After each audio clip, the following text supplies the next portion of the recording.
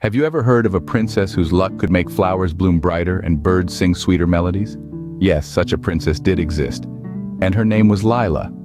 Princess Lila lived in the magical kingdom of Serendipity, where her extraordinary luck was as famous as her royal lineage.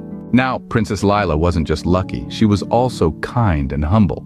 She never took her good fortune for granted and made sure to spread her luck around, making her kingdom a happier place. One day, a messenger arrived with an invitation for Princess Lila to be the guest of honor at a grand festival in a neighboring kingdom. This wasn't just any festival, it was a celebration of luck and happiness.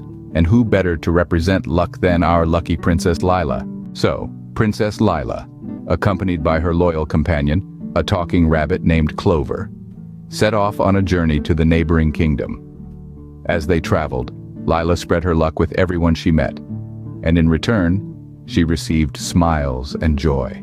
Upon reaching the neighboring kingdom, the festival greeted her with cheers and applause.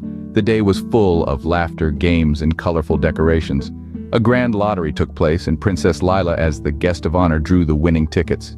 With her touch, every ticket became a winner, turning the festival into a joyous celebration of shared luck and good fortune. As the sun began to set, the king of the neighboring kingdom approached Princess Lila. He asked her to reveal the secret of her luck so his people could also experience such joy and prosperity. With a wise smile, Princess Lila said, "The true secret of luck is not in winning prizes but in spreading kindness and joy. It's the little things we do for others that create a chain of happiness." Inspired, the people embraced the idea of spreading luck through acts of kindness. The festival became an annual tradition, a reminder that true luck lies in the generosity of the heart. Back in Serendipity, Princess Lila's luck became a symbol of kindness and joy. It taught everyone that the luckiest people are not those who win the most prizes, but those who share their good fortune with others.